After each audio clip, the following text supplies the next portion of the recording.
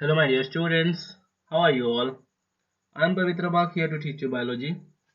So, welcome to my YouTube channel biologicxp.bat.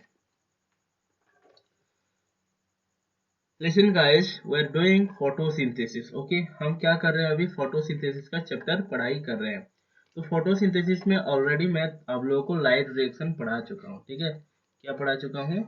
Light reaction पढ़ा चुका हूँ. ठीक है गाइस, आज करेंगे हम लोग डार्क रिएक्शन. ठीक है, today will discuss about dark reaction.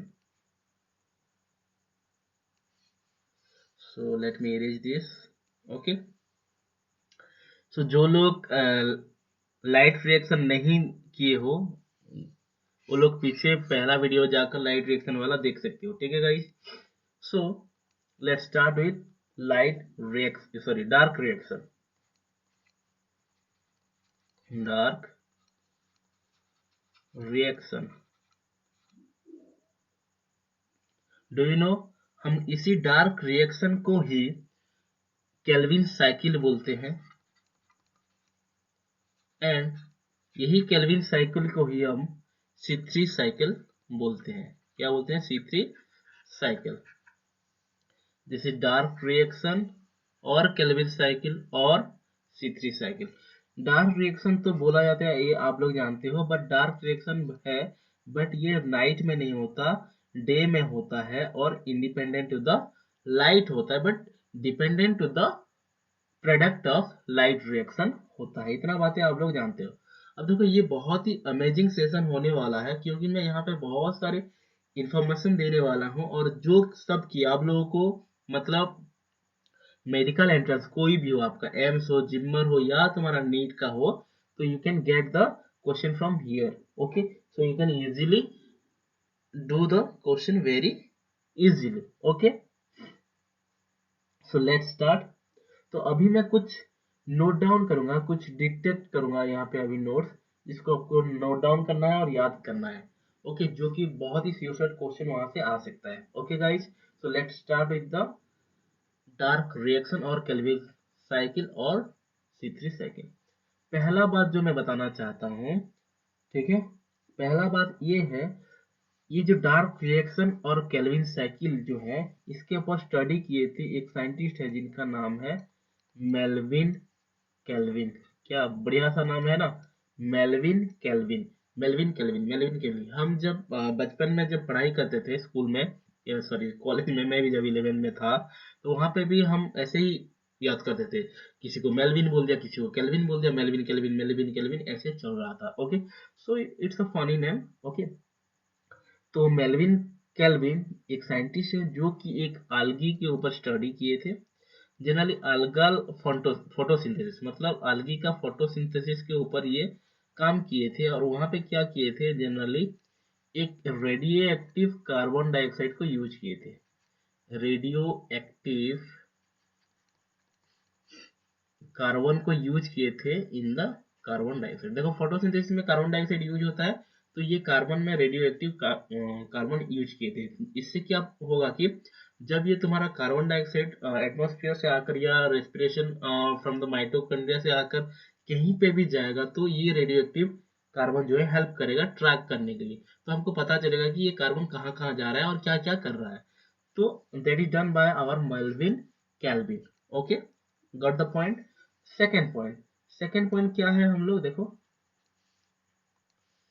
Second point ये है, ये डार्क रिएक्शन में, डार्क रिएक्शन में हमारा कार्बन डाइऑक्साइड फिक्स होता है, तो CO2 फिक्सेशन होता है. ठीक है गाइस, अब देखो, ये मेल्विन केल्विन के नाम से ये जो साइकिल होगा, ये जो रिएक्शन होगा, उसको केल्विन साइकिल बोला जाता है. सेकेंड पॉइंट क्या बोला मैंने, कार्बन डाइऑक्साइड फिक्सेशन होता है इसी डार्क रिएक्शन में. अब देखो, कार्बन फिक्सेशन होता क्या, कोई चीज फिक्स हो रहा है तो उसको चाहिए एनर्जी जरूरी होता है. एटमोसफियर से लाकर तुम फिक्स करोगे, उसी से नया प्रोडक्ट बनाओगे, तो ऑब्वियस सी बात है आपको एनर्जी चाहिए होगा. Okay, so carbon dioxide fixation done by using energy. And which energy? Energy that is ATP and NADPH. अब देखो ये एटीपी एंड एनएडीपीएच क्या है? एटीपी एंड एनएडीपीएच तुम्हारा प्रोडक्ट ऑफ लाइट रिएक्शन है। क्या है ये? Products of light reaction. Light reaction का यही तुम्हारा एटीपी एंड एनएडीपीएच को यूज करके कार्बन डाइऑक्साइड फिक्स किया जाता है और यहाँ पे तुम्हारा ग्लूकोज प्रोडक्शन किया जाता है। एंड ये मैक्सिममली C3 प्लांट्स में होता है। Kelvin cycles occurs in C3 plant. अब C3 प्लांट्स है क्या? क्यों एक प्लांट को C3 प्लांट्स बोलते हैं, इसके बारे में आगे जाकर डिटेल बताऊंगा। अभी इतना याद रखो कि डार्क रिएक्शन जो है तुम्हारा C3 प्लांट में होता है। C3 प्लांट में होता है इसीलिए इसको C3 साइकिल भी बोला जाता है। ओके गाइस, आई होप इतना बातें समझ में आया होगा। अब देखो दुनिया में आप लोग जितने भी प्लांट्स देखते हो basically 80% of the plants in the earth are known as C3 plants. तो यहाँ पे लिख देते हैं 80% of plants on earth is C3 plant. Got the point? Okay, very good. चलो आगे चलते हैं।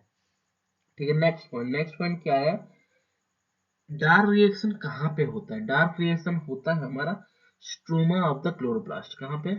Stroma of the chloroplast occurs in the, यहाँ पे ले देता हूँ, occurs in the stroma of chloroplast.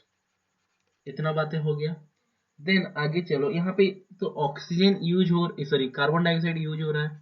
Carbon dioxide use करके हमारा डार्क रिएक्शन जो है क्या कर रहा है? Produce glucose. This produces glucose. Okay guys, ये ग्लूकोज बनाता है। अब देखो एक मॉलिक्यूल ग्लूकोज बनाने के लिए ये साइकिल को कितने बार साइकिल करना पड़ेगा? एक मॉलिक्यूल ग्लूकोज को बनाने के लिए केल्विन साइकिल को 6 बार राउंड करना पड़ेगा। तो 6 साइकिल चाहिए हमको। 6 केल्विन साइकिल से एक मॉलिक्यूल ऑफ ग्लूकोज बनेगा। अब देखो 6 साइकिल में क्या क्या चीजें यूज होगा?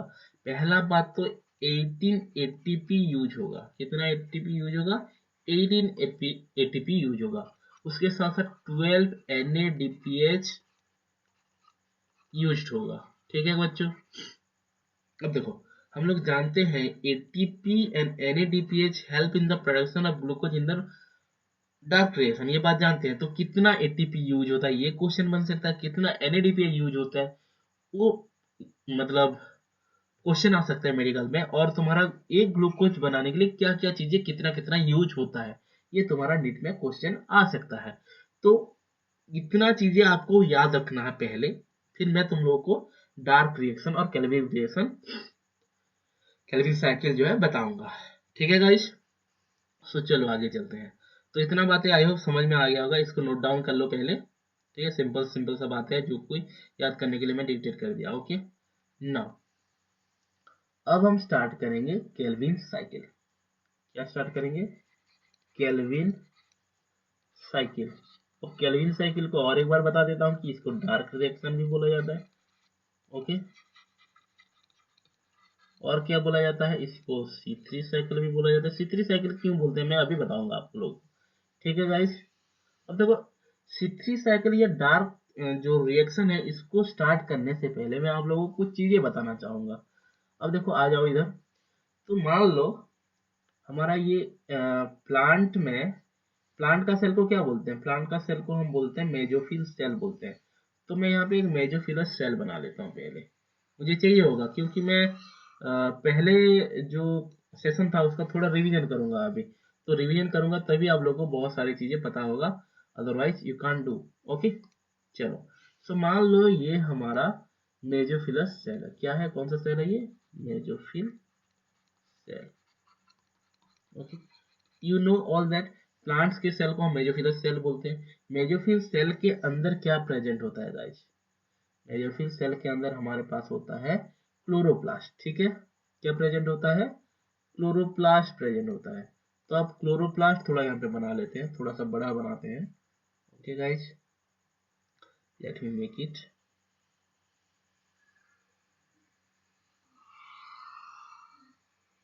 ओके, सो ये हमारा बन गया chloroplast. What is this? This is chloroplast. Okay guys, so let me make this one. This is our chloroplast. What is this? Chloroplast. Okay, this is our chloroplast. Then chloroplast के अंदर क्या होता है guys? Chloroplast के अंदर होता है हमारा प्यारा सा छोटू सा थाइलाकोइड। बहुत सारा मतलब ग्रैनम भी होता है, लेकिन हमको यहाँ पे सिर्फ थाइलाकोइड चाहिए। क्या चाहिए हमको? सिर्फ थाइलाकोइड। तो मैं यहाँ पे सिर्फ थाइलाकोइड ही बनाऊंगा। क्या बनाऊंगा? थाइलाकोइड ही बनाऊंगा। थोड़ा सा ये बड़ा हो गया, छोटा करते हैं इसको थोड़ा। Okay, so I need only thylakoid. क्या चाहिए हमको? सिर्फ थाइलाकोइड। ओके, तो ये हमारा बन गया थाइलाकोइड। ठीक है, थोड़ा सा सर्दी हो गया बच्चों, ठीक है, एडजस्ट करना आप लोग। Okay, so this is our thylakoid. Let me write it here, this is thylakoid. इतना बातें समझ में आ गया। पहला मेसोफिल सेल है ये, देन क्लोरोप्लास्ट, क्लोरोप्लास्ट के अंदर थाइलाकोइड है। अब देखो थाइलाकोइड में क्या क्या प्रेजेंट होता है। थाइलाकोइड में तुम्हारा यहाँ पे देख सकते हो, यहाँ पे तुम्हारा थोड़ा सा कलर चेंज करता हूँ गाइस। कौन सा कलर यूज करें? Let me do it this. Okay, ये देखो, यहाँ ये दिख रहा होगा आप लोग। तो ये हमारा है फोटो सिस्टम 2। थाइलाकोइड के मेम्ब्रेन में फोटो सिस्टम होता है, 2 फोटो सिस्टम होता है, आप लोगों को पता होगा। यहाँ पे एक फोटो सिस्टम है, ये 2 फोटो सिस्टम होता है। ठीक है गाइस, तो ये आपका है फोटो सिस्टम 2 जो पहला है। Okay, this is PS2 photo system 2, और ये तुम्हारा है फोटो सिस्टम 1। तो इनका काम क्या है बेसिकली? ये जनरली तुम्हारा सनलाइट से, ये मान लो हमारा सन है। ओके, यहाँ पे फील करने से मजा आएगा। Okay, let me feel it. Okay, so ये है हमारा सन। ओके, सूरज जी है। तो यहाँ से हमको लाइट मिलेगा, किसको? क्लोरोफिल को। यहाँ से ये जो लाइट एब्जॉर्ब करेगा, कौन? Photo system 2। यहाँ पे क्लोरोफिल पड़ा होता है फोटो सिस्टम 2 और फोटो सिस्टम 1 में। तो ये जो लाइट एनर्जी है, इसको हम क्या बोलते हैं? बेसिकली फोटोन बोलते हैं। तो अब देखो, ये फोटोन एब्जॉर्ब हुआ कहाँ पे? फोटो सिस्टम 2 में, एंड फोटो सिस्टम 2 के थ्रू से तुम्हारा इलेक्ट्रॉन ट्रांसपोर्ट होगा कहाँ पे? फोटो सिस्टम 2 से फोटो सिस्टम 1 में। और फोटो सिस्टम 1 में जब जाएगा, इसका इलेक्ट्रॉन आएगा, और तुम्हारा यहाँ पे देखो स्ट्रोमा में NADP पड़ा होता है। क्या पड़ा होता है? NADP पड़ा होता है। तो यहाँ पे तुम्हारा जब NADP आएगा, इसके साथ हाइड्रोजन मॉलिक्यूल मिलकर क्या बनाएगा? NADPH। क्या बनाएगा? एक मिनट, NADPH बनाता है। ये हम लास्ट क्लास में पढ़े थे। ठीक है, अब देखो यहाँ पे तुम्हारा H2O, थाइलाकोइड के ल्यूमेन में H2O होता है, जो कि ब्रेक डाउन होकर H प्लस, उसके साथ ऑक्सीजन, उसके साथ इलेक्ट्रॉन देता है। तो यहाँ पे तुम्हारा एक मॉलिक्यूल होता है F0 F1 नाम का एक पार्टिकल होता है, जिसका F0, यहाँ पे नहीं, कहीं और लिखता हूँ। दिस इज और F0 F1 पार्टिकल है ये। यहाँ से तुम्हारा क्या होता है? इसके थ्रू से हमारा ये जो हाइड्रोजन आयन है बाहर आता है। कहाँ पे? स्ट्रोमा में आता है। जब ये हाइड्रोजन आयन बहुत सारे मूव करते हैं, ये जो प्रोटॉन मूव करता है, तो यहाँ पे तुम्हारा स्ट्रोमा में ADP पड़ा होता है। ये ADP तुम्हारा फॉस्फेट के साथ मिक्स होके हाइड्रोजन मूविंग एनर्जी को यूज करके यहाँ पे ATP बनाता है। क्या बना देता है? ATP बना देता है। इतना बातें समझ में आ गया। तो हमको मिल गया क्या? NADPH मिला एंड ATP मिला। ठीक है, इसी को यूज करके हमें क्या बनाना है? ग्लूकोज बनाना है इन द डार्क रिएक्शन। अब देखो, डार्क रिएक्शन के लिए कहा क्या चाहिए हमको? पहले तो कार्बन डाइऑक्साइड चाहिए। क्या चाहिए? कार्बन डाइऑक्साइड चाहिए। कार्बन डाइऑक्साइड से तुम्हारा क्या मिलेगा हमको? हमको मिल जाएगा ग्लूकोज C6H12O6। ठीक है गाइस, अब देखो कुछ बातें बताता हूँ। ये NADPH बना कैसे? H प्लस के साथ मिलकर। तो ये H प्लस आया कहाँ से? H plus is coming from here. ये H प्लस आया है यहाँ पे तुम्हारा, और ये NADPH बना है। ठीक है गाइज, ओके। अब देखो, ये देखो CO2 gives rise to your glucose, this is glucose. अब देखो ग्लूकोज बना कैसे, यहाँ पे CO2 है, C एंड O है, यहाँ पे C है, यहाँ पे O है, बट H कहाँ से आया? This H is given by the this NADPH, okay. ये NADPH यहाँ पे रिड्यूस करता है, क्या करता है ये? रिड्यूस करके, मतलब रिड्यूस हो जाता है ये, ओके। NADPH रिड्यूस करने में हेल्प करता है। रिड्यूस का मतलब क्या है? CO2 में जब H प्लस आयन ऐड होता है तो इसको रिडक्शन बोलेंगे। ऑब्वियस सी बात है, आप लोग जानते हो जब ऑक्सीजन ऐड होता है तो आप लोग ऑक्सीडेशन बोलते हो, H प्लस आयन जब ऐड होता है तो आप रिडक्शन बोलते हैं। तो कार्बन डाइऑक्साइड क्या हो जाएगा यहाँ पे? रिड्यूस हो जाएगा। रिड्यूस होके हमको क्या देगा? ग्लूकोज मॉलिक्यूल देगा। जब ये H प्लस आयन दे देगा NADPH, तो ये तुम्हारा फिर NADP बन जाएगा। हो गया, समझ में आ गया ये बातें? अब देखो क्या क्या मैंने बोला, और एक चीज जरूरत है, कार्बन डाइऑक्साइड को ग्लूकोज बनाने में एटीपी यूज होता है। एटीपी यूज होगा, एटीपी यूज होने के बाद क्या होगा? फॉस्फेट से एनर्जी निकल के तुम्हारा फिर से ये बन जाएगा एडीपी प्लस फॉस्फेट, ओके, ऐसे बन जाता है, ओके। अब देखो मैं क्या क्या यहाँ पे बोला। मैंने बोला कि यहाँ पे जो वाटर मॉलिक्यूल है ब्रेक डाउन होके H plus ion, oxygen and तुम्हारा इलेक्ट्रॉन बनता है। तो ये हाइड्रोजन आयन तुम्हारा स्ट्रोमा में मूव होता है ज्यादा होने की वजह से। जब ज्यादा होने की वजह से तुम्हारा थाइलाकोइड के अंदर से जब स्ट्रोमा में आता है, ये स्ट्रोमा है, लिख देता हूँ, ये ब्लू कलर का जो है ये स्ट्रोमा है। तो इस स्ट्रोमा में जब आता है तो तुम्हारा बहुत एनर्जी रिलीज करता है, उसी एनर्जी को यूज करके एडीपी तुम्हारा एटीपी बन जाता है। एंड तुम्हारा जो एनएडीपी पड़ा होता है अंदर में स्ट्रोमा में, उसके साथ ये हाइड्रोजन जाकर तुम्हारा NADPH बना देता है। NADPH एंड ATP ये दोनों क्या करते हैं? कार्बन डाइऑक्साइड को हेल्प करते हैं ग्लूकोज बनाने में। NADPH रिडक्शन करने में हेल्प करेगा, और ये ATP जो है एनर्जी देकर उसको ग्लूकोज बनाने में हेल्प करेगा।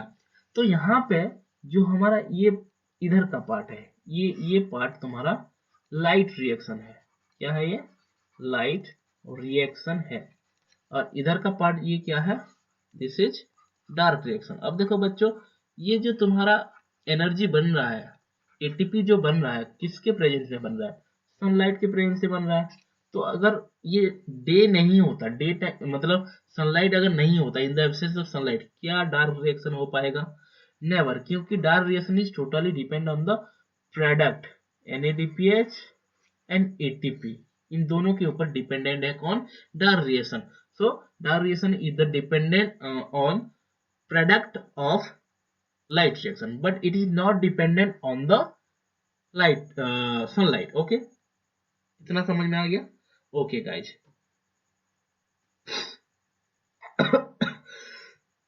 Sorry guys. Okay. तो आगे चलते हैं, तो स्टार्ट करते हैं हमारा केल्विन साइकिल और डार्क रिएक्शन और C3 साइकिल।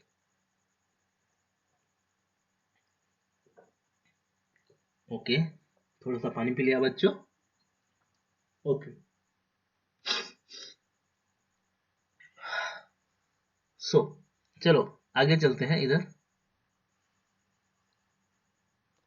आई होप वो तुम लोग नोट्स नोट डाउन कर लिए होंगे। तो let's start with the C3 cycle. C3 cycle, पहला बात ये मैं बता देता हूँ, C3 साइकिल और डार्क रिएक्शन और तुम्हारा केल्विन साइकिल जो है ये इंडिपेंडेंट ऑफ लाइट है। क्या है ये? इंडिपेंडेंट ऑफ लाइट है, क्योंकि लाइट के ऊपर डिपेंड नहीं करता है। तो किसके ऊपर डिपेंडेंट है? इट इज डिपेंडेंट ऑन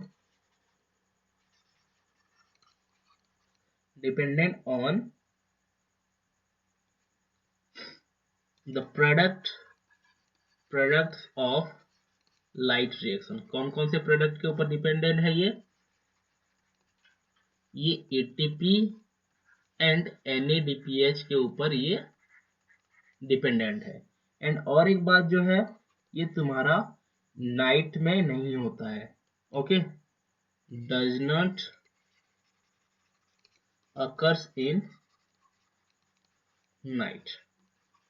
इतना बातें समझ में आ गया? Then come to the steps, क्या क्या स्टेप्स हैं। ओके, कितना स्टेप चाहिए होगा हमको। पहला स्टेप ये है, पहला स्टेप में ये तुम्हारा कार्बोक्सिलेशन होता है। क्या पहला स्टेप क्या है? कार्बोक्सिलेशन। कार्बोक्सिलेशन का सिंपल सा बात समझो, addition of carbon, addition of CO2। Then तुम्हारा रिडक्शन। रिडक्शन का मतलब क्या है? रिडक्शन का मतलब है addition of H plus ion, और यहाँ पे कौन एडिशन कर रहा है? NADPH रिडक्शन करने में हेल्प करेगा। एंड थर्ड जो है तुम्हारा रीजेनरेशन। ओके, रीजेनरेशन क्यों है? देखो ये एक साइकिल है, मतलब एक प्रोडक्ट से तुम्हारा स्टार्ट होगा, ऐसे साइकिल होके फिर से यही प्रोडक्ट आ जाएगा। तो इसी प्रोडक्ट डिफरेंट डिफरेंट फॉर्म बनेगा, फिर से रीजेनरेट होगा यही फॉर्म। तो क्या बोलेंगे उसको? रीजेनरेशन। यहाँ पे जनरली हम RUBP का रीजेनरेशन करते हैं। RUBP का मतलब क्या है? राइबोलोज, ये नाम अभी याद कर लो, राइबोलोज 1,5,20 फॉस्फेट। देखो जैसे लिख रहा हूँ उसी तरह से लिखना है आपको। Okay, 20 phosphate. Okay, so what is the full form of rubis को? RU for ribulose and B for bis and P for phosphate।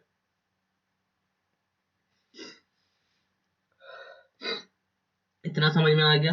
तो चलो आगे चलते हैं। सो अब हम स्टार्ट करेंगे स्टेप वाइज। ठीक है गाइज, तो अभी ध्यान से सुनो, इसको नोट डाउन करो पहले। तो चलो आगे चलते हैं। ओके, चलो धीरे धीरे धीरे धीरे चलते हैं। ओके,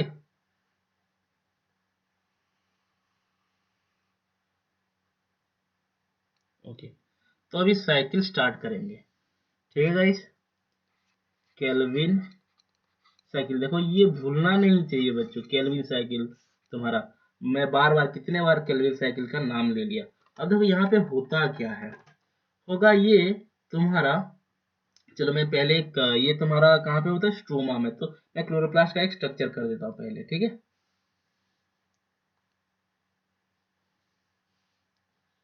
ये हमारा क्लोरोप्लास्ट बन जाएगा यहाँ पे।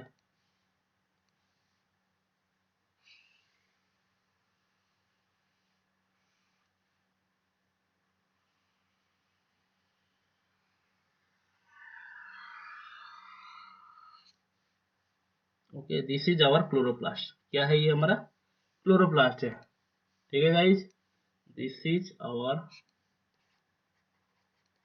क्लोरोप्लास्ट। ओके, सो क्लोरोप्लास्ट है। यहाँ पे देखो हमारा क्लोरोप्लास्ट में एक 5 कार्बन मॉलिक्यूल का एक कंपोनेंट होता है। ओके, कितना मॉलिक्यूल का? 5 कार्बन मॉलिक्यूल। 1, 2, 3, 4, 5। ओके, इसके 1 नंबर कार्बन में एक फॉस्फेट लगा होता है और 5 नंबर कार्बन में एक फॉस्फेट लगा होता है।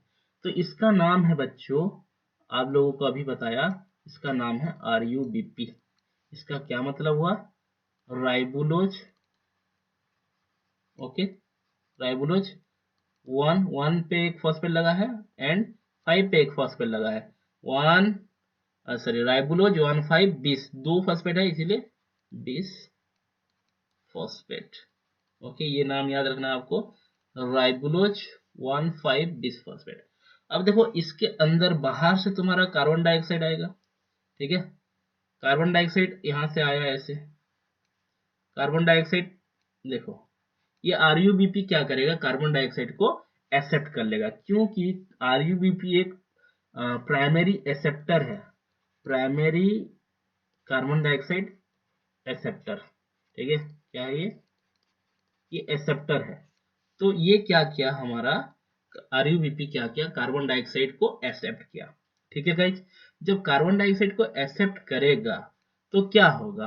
तुम्हारा यहाँ पे 5 कार्बन है, तो ये एक कार्बन, ये एक कार्बन, यहाँ पे 5 कार्बन, 5 कार्बन और एक कार्बन मिलके कितना कार्बन कंपाउंड बनाएंगे? 6 कार्बन। मतलब 1 2 3 4 5 6, और यहाँ पे दोनों तरफ फॉस्फेट होगा। अब देखो, आप लोगों को पहला मैं क्या बताया था? पहला स्टेप क्या बताया था? पहले बताया था, पहला स्टेप बताया था आपको कार्बोक्सिलेशन। क्या बताया था? कार्बोक्सिलेशन, ठीक है। पहला स्टेप आपको बताया था कार्बोक्सिलेशन। तो कार्बोक्सिलेशन का मतलब क्या है? एडिशन ऑफ CO2 बताया था। तो यहाँ पे देखो RuBP में कार्बन डाइऑक्साइड का क्या हो रहा है? एडिशन हो रहा है, ऑब्वियस सी बात है, एडिशन हो रहा है। तो इस प्रोसेस को क्या बोलेंगे? कार्बोक्सिलेशन। अब देखो एक बात बताया था स्टार्टिंग से कि एक मॉलिक्यूल ऑफ ग्लूकोज बनाने के लिए हमको 6 साइकिल चाहिए। कितना साइकिल चाहिए? 6 साइकिल।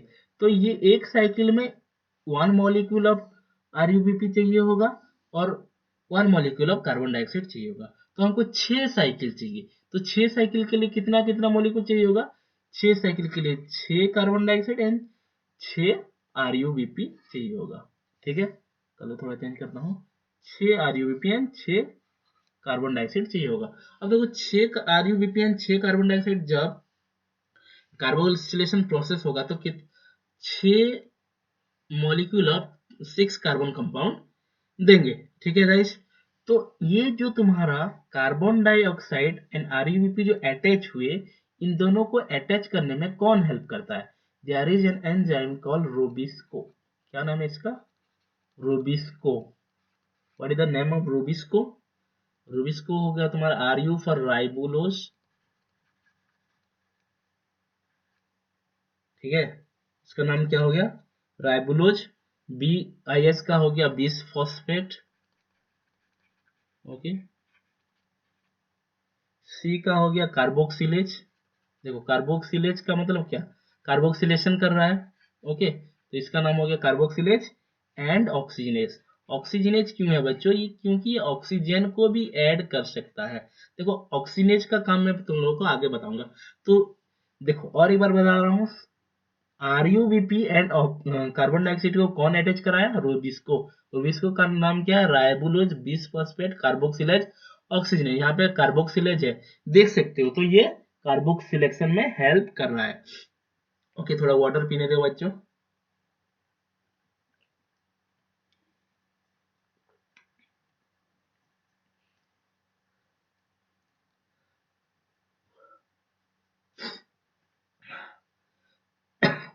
ओके, सॉरी गाइस थोड़ा, ओके।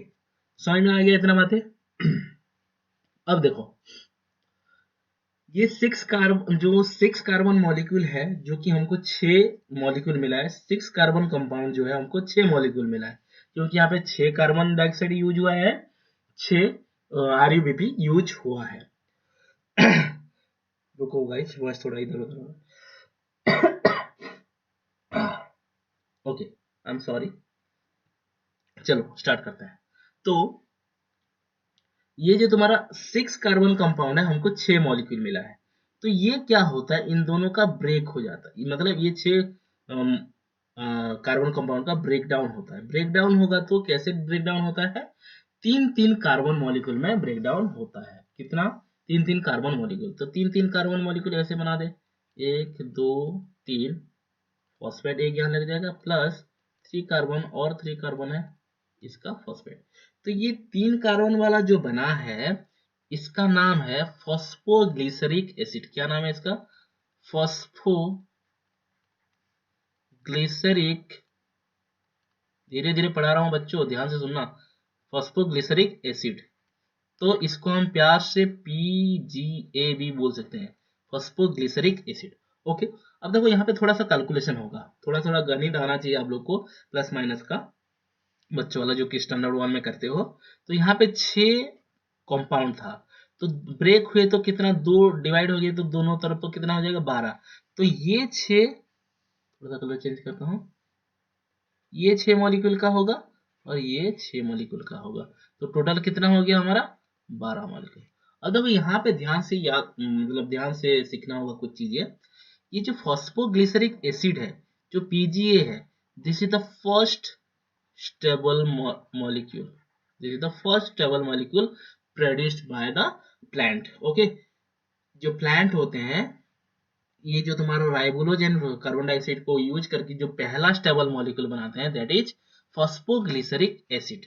तो ये तुम्हारा फॉस्फोग्लिसरिक एसिड कितने कार्बन का कंपाउंड है? 3 कार्बन का कंपाउंड, मतलब C3, ओके। C3 है ये। तो इसीलिए हम ये प्लांट्स को C3 प्लांट्स बोलते हैं और ये साइकिल को C3 साइकिल भी बोलते हैं। तो क्यों हम C3 साइकिल बोल रहे हैं? क्योंकि ये जो हमारा प्लांट्स है, जो फर्स्ट स्टेबल मॉलिक्यूल क्या बना रहा है? 3 कार्बन का। इसीलिए हम क्या बोल रहे हैं? इसको C3 साइकिल और C3 प्लांट बोल रहे हैं। अब देखो, पहला स्टेप हमारा चला गया है कार्बोक्सिलेशन। फिर सेकंड क्या था हमारा? सेकंड क्या था? सेकंड ये था कि हमारा रिडक्शन हो। रिडक्शन कौन करेगा इसको? फॉस्फोग्लिसरिक एसिड को अभी हमको क्या करना है बच्चों? रिडक्शन करना है। अब देखो, एक एसिड है, पीजीए एक एसिड है, फॉस्फोग्लिसरिक एसिड एक एसिड है। तो एक एसिड को जब हम रिडक्शन करते हैं, तो एसिड जब रिडक्शन होता है तो वो आल्डिहाइड बन जाता है। क्या बन जाता है? आल्डिहाइड बन जाता है। तो हमारा यहाँ पे फॉस्फोग्लिसरिक एसिड है, तो ये बन जाएगा हमारा फॉस्फोग्लिसराल्डिहाइड। क्या बनेगा? फॉस्फोग्लिसराल्डिहाइड क्या बनेगा? फॉस्फोग्लिसराल्डिहाइड बनेगा। आई होप ये तुम लोगों को दिख रहा होगा। PHOSPHOGLYCERA glyceraldehyde, LHID okay, phosphoglyceraldehyde. तो हमको कितना मॉलिक्यूल ऑफ फॉस्फोग्लिसराइड मिलेगा? 12 मॉलिक्यूल ऑफ फॉस्फोग्लिसराइड मिलेगा। कितना? 12 मॉलिक्यूल। एंड हर एक मॉलिक्यूल कितने कार्बन से बना होगा? 3 कार्बन से बना होगा। ठीक है, कितने कार्बन से बना होगा? 3 कार्बन से। हम तो यहाँ पे हमारे पास कितने कार्बन है? यहाँ पे 36 कार्बन है। ठीक है, इनमें से 2 फॉस्फोग्लिसराइड, कितना? 2 फॉस्फोग्लिसराइड रिलीज हो जाएंगे, निकल जाएंगे। फॉस्फोग्लिसराल्डिहाइड निकल जाएंगे। ओके, 2 फॉस्फोग्लिसराल्डिहाइड मतलब कितना कार्बन हो गया? एक एक फॉस्फोग्लिसराल्डिहाइड में 3 कार्बन है, तो तुम्हारा 2 में कितना हो गया? 2 इंटू 3 6।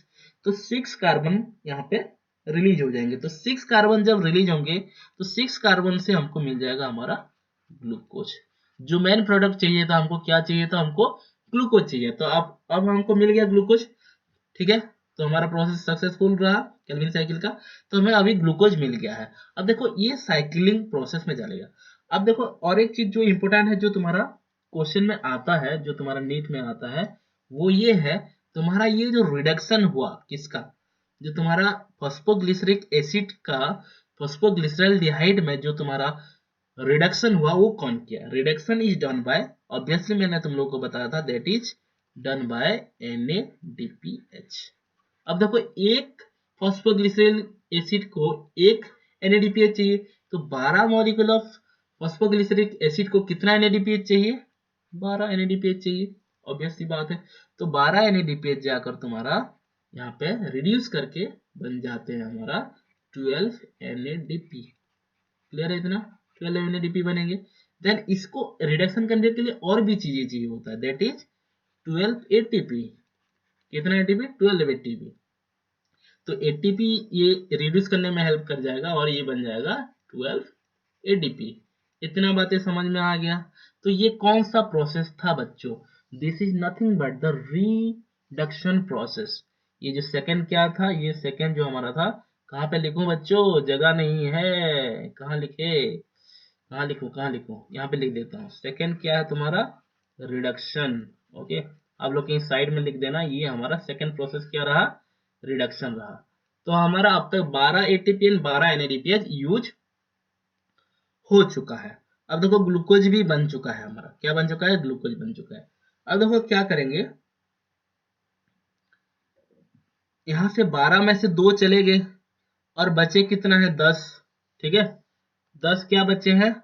10 हमारा फॉस्फोग्लिसराल्डिहाइड बने हैं, बचे हैं 10 फॉस्फोग्लिसराल्डिहाइड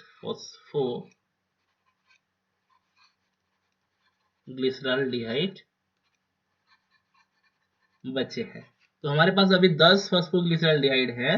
तो 10 मतलब 10 में एक एक फॉस्फोग्लिसराल्डिहाइड जो कितने कार्बन से बने होते हैं? 3। तो 10 फॉस्फोग्लिसराल्डिहाइड कितने कार्बन से बने होंगे?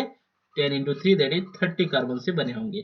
तो अब ये 30 कार्बन तुम्हारा 6 मॉलिक्यूल ऑफ आरयूबीपी बनाएंगे। तो 6 मॉलिक्यूल आरयूबीपी बनाने के लिए कितना कार्बन चाहिए? 6 इंटू 5 30 चाहिए होगा। तो 30 हमारे पास तो कार्बन है यहाँ पे, तो फॉस्फोग्लिसरॉल्डिहाइड तुम्हारा रीजेनरेट होके क्या बनाएगा? 6 मॉलिक्यूल ऑफ आरयूबीपी। तो यहाँ पे आरयूबीपी जो रीजेनरेशन होगा आरयूबीपी का, यहाँ पे थर्ड स्टेप ये क्या हो गया? रीजेनरेशन। थर्ड स्टेप क्या हुआ? रीजेनरेशन। रीजेनरेशन कहां से कहां हुआ तुम्हारा? फॉस्फोग्लिसरॉल्डिहाइड से तुम्हारा आरयूबीपी बना, इसको रीजेनरेशन बोलेंगे। तो आरयूबीपी बनने में जो फॉस्फोग्लिसरॉल्डिहाइड है उसको रीजेनरेशन करने में हमको पैसा चाहिए। पैसा मतलब यहाँ पे किसकी बात कर रहा हूं मैं? एटीपी के बात कर रहा हूं। तो यहाँ पे 6 आरयूबीपी बनाने के लिए हमको क्या कितना एटीपी चाहिए? 6 एटीपी चाहिए। तो 6 एटीपी से तुम्हारा 6 एटीपी यहाँ पे बनेंगे। तो अब देखो, मैंने तुम लोग को पहले से बताया था कि एक मॉलिक्यूल ऑफ ग्लूकोज बनाने के लिए कितना मॉलिक्यूल ऑफ ग्लूकोज है? 1 मॉलिक्यूल ऑफ ग्लूकोज है। 1 मॉलिक्यूल ऑफ ग्लूकोज के लिए 6 साइकिल चाहिए हमको। कितना चाहिए? 6 साइकिल चाहिए। और उसमें क्या क्या कितने कितने यूज होते हैं, क्या क्या चीजें? NADPH तुम्हारा 12 NADPH यूज होते हैं बोला था मैंने।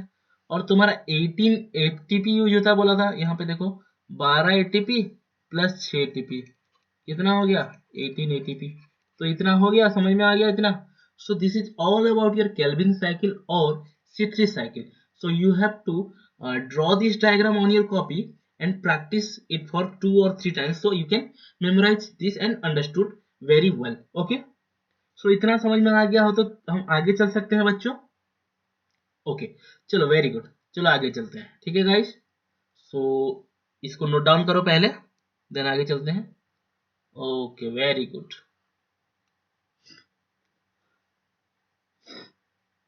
ओके, और छोटा सा हम एक टॉपिक करेंगे अभी, जिसका नाम है बच्चों फोटो रेस्पिरेशन। क्या है इसका नाम?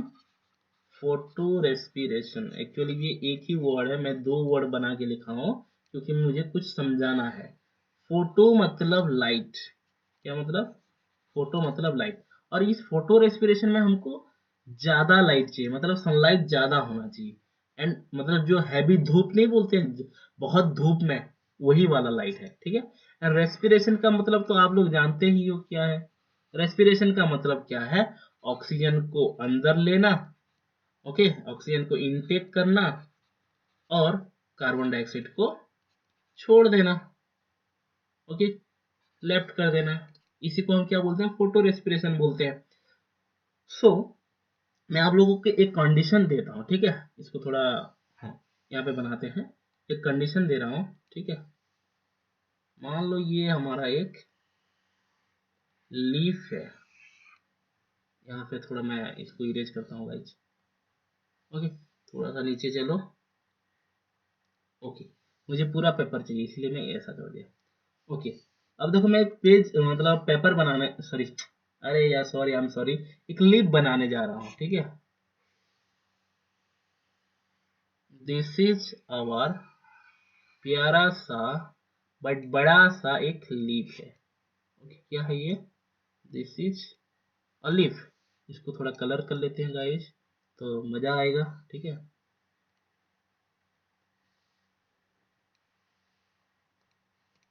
Okay, so this is our beautiful leaf we have. Okay, now leaf के अंदर क्या होगा? मेसोफिल सेल होगा, आप लोग को ये पता है। तो late me make this here. ये हमारा मेसोफिल सेल है। मैं एक ही बना रहा हूं क्योंकि एक ही चाहिए मुझे। ठीक है, मेसोफिल सेल। ओके, इसको भी थोड़ा अलग सा कलर कर देते हैं। अलग कलर करेंगे, हाँ, इसको कर देते हैं। ओके, अरे यार सबको कलर हो गया, यहाँ पे नहीं लगा इसीलिए।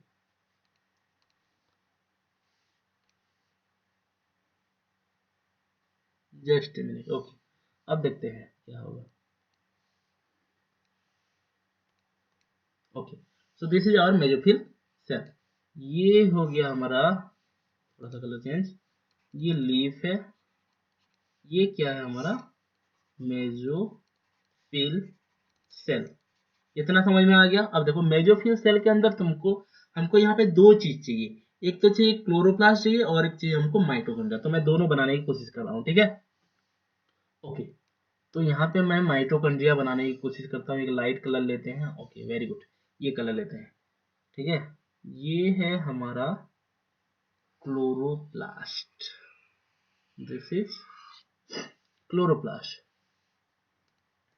ओके, ये क्लोरोप्लास्ट हो गया, इसको मैं लिख देता हूँ यहाँ पे, this is chloroplast. Okay guys, अब देखो ये हमारा बन गया क्लोरोप्लास्ट। उसके साथ साथ हमें और एक स्ट्रक्चर चाहिए होगा जिसका नाम होगा माइटोकॉन्ड्रिया। क्या नाम है उसका? माइटोकॉन्ड्रिया। यहाँ पे मैं एक स्ट्रक्चर बना देता हूँ जिसका नाम है माइटोकॉन्ड्रिया। आप लोग जानते हो माइटोकॉन्ड्रिया क्या है? Okay, so let me right the name of this here. Okay, this is mitochondria.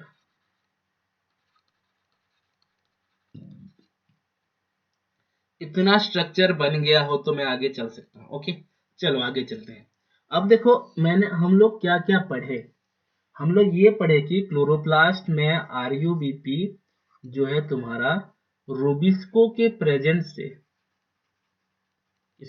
Rubisco के प्रेजेंस से तुम्हारा क्या करता है, कार्बन डाइऑक्साइड को लेता है। ये कार्बन डाइऑक्साइड आते कहाँ है? पहला बात ये है हमारा यहाँ पे क्या होता है बच्चों, ये क्या है कौन बताएगा? This is stomata, this is stomata. So ये स्टोमाटा के थ्रू से तुम्हारा बाहर से एटमॉस्फेयर से कार्बन डाइऑक्साइड आता है। यस और नो? ये तुम्हारा कार्बन डाइऑक्साइड आता है यहाँ पे, और यहाँ पे तुम्हारा रेस्पिरेशन होता है। Glucose plus oxygen gives rise to ATP plus CO2। तो इसी रेस्पिरेशन से तुम्हारा कार्बन डाइऑक्साइड आ रहा है। देखो यहाँ कार्बन डाइऑक्साइड, तो यहाँ पे लिख देता हूँ ये रेस्पिरेशन हो रहा है। ओके, इतना बात समझ में आ गया। तो माइटोकॉन्ड्रिया में रेस्पिरेशन होने की वजह से कार्बन डाइऑक्साइड मिल रहा है, और तुम्हारा स्टोमाटा के थ्रू से जो एटमोस्फियर से एनवायरमेंट से जो तुम्हारा कार्बन डाइऑक्साइड आ रहा है वो हमें मिल रहा है। अगर हम यहाँ पे ज्यादा धूप लेंगे बच्चों, ज्यादा धूप, ओके बहुत धूप लेंगे तो क्या होगा देखो, मैं यहाँ पे पहले बता देता हूँ यहाँ पे कैसे होता है। देखो आरयूबीपी जो है तुम्हारा रोबिस्को के मदद से कार्बन डाइऑक्साइड को ले जाता है, कार्बोक्सिलेशन प्रोसेस होता है, फिर रिडक्शन होता है, फिर तुम्हारा रीजेनरेशन होकर तुम्हारा आरयूबीपी फिर से बनता है। ठीक है गाइस, अगर मान लो यहाँ पे ज्यादा धूप हुआ, बहुत लाइट हुआ, हाई टेम्परेचर हुआ, तो क्या होगा? आप लोग जानते हो हाई टेम्परेचर के वजह से, ठीक है, क्या होता है, वाटर बाहर चला जाता है। इतना बात जानते हो। और एक बात बताता हूं मैं आप लोगों को, ये जो कार्बन डाइऑक्साइड है, कार्बन डाइऑक्साइड जैसे अंदर आ रहा है, ठीक उसी तरह ऑक्सीजन भी ऐसे बाहर जा रहा है। ये सुन लो, ऑक्सीजन को थोड़ा अलग अलग कलर से दिखाता हूँ। ये ऑक्सीजन भी ऐसे बाहर जाता है बच्चों, है कि नहीं?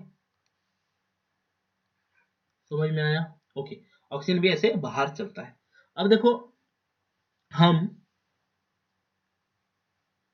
हाँ, तो बहुत ज्यादा लाइट हुआ, बहुत टेम्परेचर जो है बहुत हाई हुआ, तो क्या होगा? देखो टेम्परेचर जब ज्यादा हो जाएगा तो आप लोग जानते हैं स्टोमाटा क्लोज हो जाता है।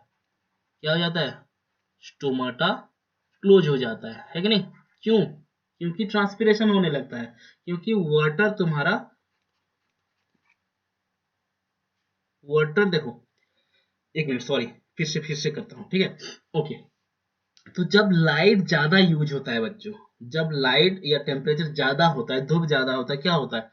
वाटर तुम्हारा निकल जाता है बाहर, वाटर वेपर के फॉर्म में वाटर चला जाता है बाहर, तो वाटर लॉस होता है। क्या होता है? Water loss. इस प्रोसेस को क्या बोलते हैं हम? ट्रांसपीरेशन बोलते हैं। क्या बोलते हैं इसको? ट्रांसपीरेशन। ओके, जो हमारा जो वाटर का अमाउंट ज्यादा बाहर चला जा रहा है तो लॉस होगा, ठीक है ना? तो वाटर जब लॉस होने लगता है तो हमारा ये जो स्टोमाटा है क्लोज हो जाता है। क्या होता है? स्टोमाटा क्लोज हो जाता है। अब देखो ये स्टोमाटा अगर क्लोज हो जाएगा, क्या कार्बन डाइऑक्साइड अंदर आ पाएगा? नहीं, कार्बन डाइऑक्साइड अंदर नहीं आ पाएगा। तो CO2 is not coming inside. Okay, अंदर नहीं आ रहा है CO2। तो क्या होगा? CO2 का लेवल अंदर में हमारे ये लिप के अंदर क्या हो जाएगा? CO2 का लेवल कम हो जाएगा। और तुम्हारा अगर यहाँ पे स्टोमाटा क्लोज हो जाएगा तो क्या ऑक्सीजन बाहर जा पाएगा? नहीं जा पाएगा। तो oxygen is not going out. Okay, O2 is not going out. Yes और no? Oxygen is not going out. Clear है इतना बात है? तो ऑक्सीजन अगर बाहर नहीं जा रहा है तो ऑक्सीजन लिप के अंदर क्या होगा? उसका अमाउंट, कंसेंट्रेशन ज्यादा हो जाएगा। समझ में आ रहा है? अब देखो, ऑक्सीजन अगर ज्यादा हो रहा है, यहाँ पे ऑक्सीजन का कंसेंट्रेशन मान लो ज्यादा हो रहा है, ऑक्सीजन का अगर कंसेंट्रेशन ज्यादा होगा तो यहाँ पे तुम्हारा कार्बन डाइऑक्साइड तुम्हारा एब्जॉर्ब नहीं हो पाएगा। आप लोग याद करो, रूबिस्को का नाम मैंने बताया था, ribulose, ribulose bisphosphate carboxylase and oxygenase बताया था। अब देखो यहाँ पे कार्बन का अमाउंट अगर कम होने लगेगा तो ये ऑक्सीजनेज काम करेगा। ऑक्सीजनेज का मतलब क्या है? ये ऑक्सीजन को एब्जॉर्ब करने लगेगा, ऑक्सीजन को लेकर तुम्हारा आरबीपी में जोड़ने लगेगा। अगर मान लो कार्बन डाइऑक्साइड के रिप्लेस में ऑक्सीजन अगर ऐड होने लगा तो क्या यहाँ पे ग्लूकोज प्रोड्यूस होगा बच्चों? क्या ग्लूकोज प्रोड्यूस होगा? नहीं हो पाएगा। क्या ये रीजनरेशन हो पाएगा? नहीं हो पाएगा। तो तुम्हारा जो C3 साइकिल और केल्विन साइकिल और ये जो तुम्हारा डार्क रिएक्शन है वो फेल हो जाएगा, हमारा ग्लूकोज प्रोड्यूस नहीं होगा। तो जनरली होता क्या है बच्चों, ध्यान से सुनो, ये जो हमारा O2 को रूबिस्को लेता है और जोड़ देता है किसके साथ? RUBP, जिसके वजह से केल्विन साइकिल नहीं हो पाता है। केल्विन साइकिल तो नहीं हो पाता, लेकिन और एक रिएक्शन हो जाता है जिसका नाम है फोटो रेस्पिरेशन। क्या है? Photo respiration. और फोटो रेस्पिरेशन का मतलब क्या है? देखो, मैंने बताया था तुम लोग को, फोटो मतलब लाइट, मतलब हैवी लाइट में बताया था। और रेस्पिरेशन का मतलब क्या है? ऑक्सीजन का, ऑक्सीजन एंड कार्बन डाइऑक्साइड का एक्सचेंज। ऑक्सीजन बाहर जाएगा और तुम्हारा कार्बन डाइऑक्साइड अंदर आएगा। देखो यहाँ पे, देखो, देख सकते हो। सॉरी सॉरी सर, उल्टा बता दिया।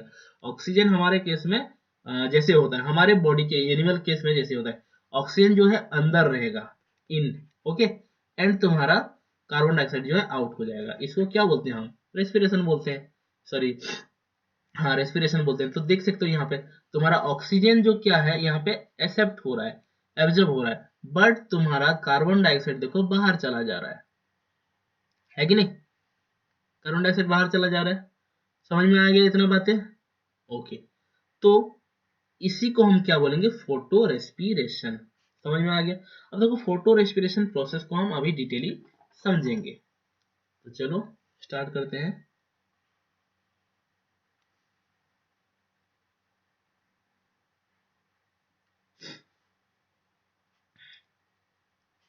Okay, let me write it down here, photo respiration. Photo respiration, इतना बात समझ में आ गया? फोटो रेस्पिरेशन के लिए क्या क्या चीजें चाहिए? पहला बात तो हमको एक क्लोरोप्लास्ट चाहिए होगा। Let me make it here. Okay,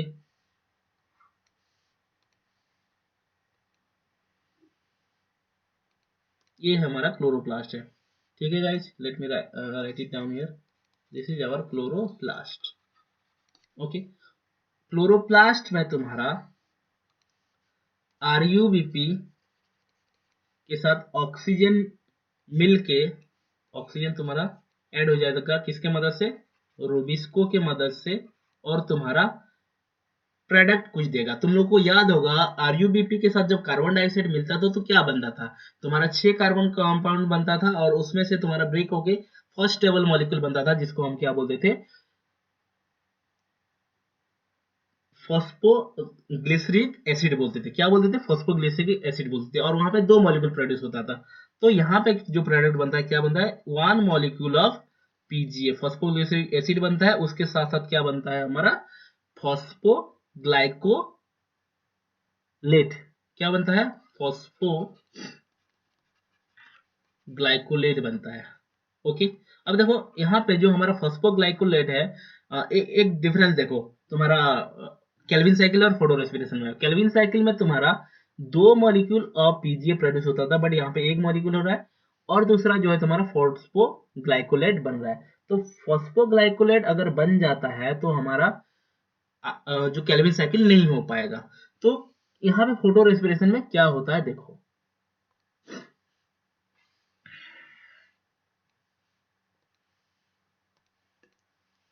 और एक हमको चाहिए होगा, चलो बना लेते हैं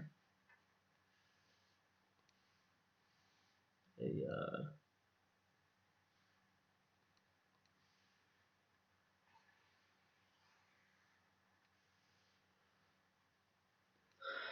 late me make it here. Okay, so हमको दो और ऑर्गेनेल्स चाहिए। एक तो तुम्हारा ये क्लोरोप्लास्ट हो गया, ये तुम्हारा है पैरोक्सिजम। पैरोक्सिजम एक ऑर्गेनेल्स है बच्चों। ओके, देन ये है हमारा mitochondria.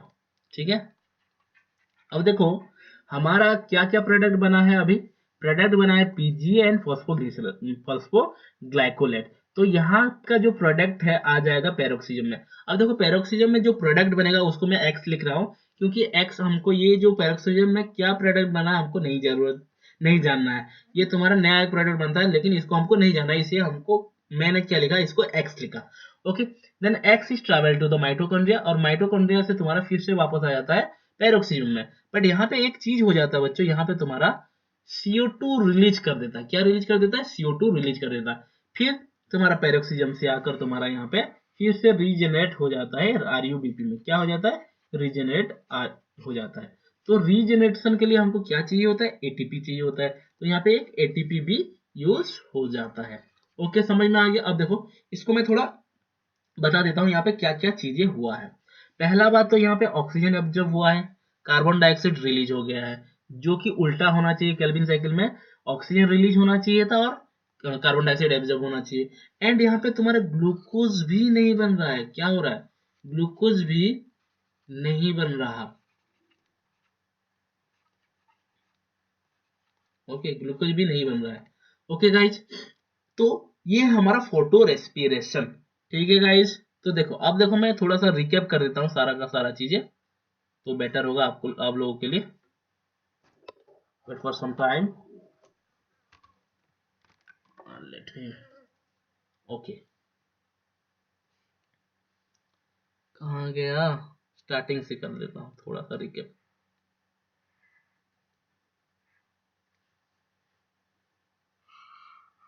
Okay, so Melvin Calvin के द्वारा ये तुम्हारा डार्क रिएक्शन दिया गया है, और ये आल्गी के ऊपर किए थे। एंड कार्बन डाइऑक्साइड फिक्सेशन हो गया। यहाँ पे आप लोग देख सकते हो तुम्हारा C3 साइकिल क्यों बोलते हैं पता चल गया, क्योंकि जो स्टेबल जो पहला जो प्राइमरी जो स्टेबल मॉलिक्यूल बनाता है, first stable molecule is C3, मतलब 3 कार्बन कंपाउंड होता है, इसलिए हमको C3 प्लांट बोलते हैं और C3 साइकिल बोलते हैं।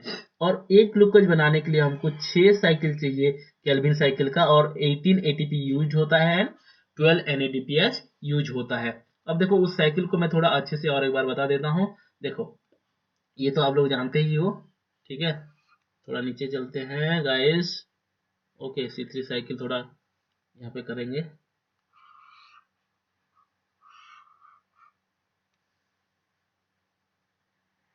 ओके, सो केल्विन साइकिल, ये तुम्हारा केल्विन साइकिल में क्या होता है, एक RUBP होता है। RUBP तुम्हारा एक प्राइमरी एक्सेप्टर है कार्बन डाइऑक्साइड का। कार्बन डाइऑक्साइड को एक्सेप्ट जब करता है, इसको कार्बोक्सिलेशन प्रोसेस करते हैं। और ये कार्बोक्सिलेशन किसके हेल्प से होता है? रूबिस्को के हेल्प से होता है। और इस रूबिस्को का फुल फॉर्म क्या है? Ribulose biphosphate carboxylase oxygenase. Okay, then ये तुम्हारा राइबोलोज बिसफॉस्फेट तुम्हारा कार्बन डाइऑक्साइड के साथ मिक्स होकर 6 कार्बन कंपाउंड का एक मॉलिक्यूल देता है, जो कि ब्रेक होकर पहला स्टेबल मॉलिक्यूल बनाता है, जिसको हम फॉस्फोग्लिसरिक एसिड बोलते हैं। तो यहाँ पे इस फॉस्फोग्लिसरिक एसिड को रिडक्शन करने के लिए NADPH एंड ATP आकर रिड्यूस करते हैं, जिसकी वजह से हमको क्या मिलता है? फॉस्फोग्लिसरॉल्डिहाइड मिलता है। तो फॉस्फोग्लिसरॉल्डिहाइड में से तुम्हारा ग्लूकोज बन जाता है, फॉस्फोग्लिसरॉल्डिहाइड से फिर तुम्हारा राइबोलोज बिसफॉस्फेट बन जाता है। सो this is all about your dark creation. So guys, if you have any doubts, you can ask me on comment section, you can ask me on WhatsApp, Telegram, Facebook, anywhere. Okay, so thank you so much guys, love you, bye bye, take care.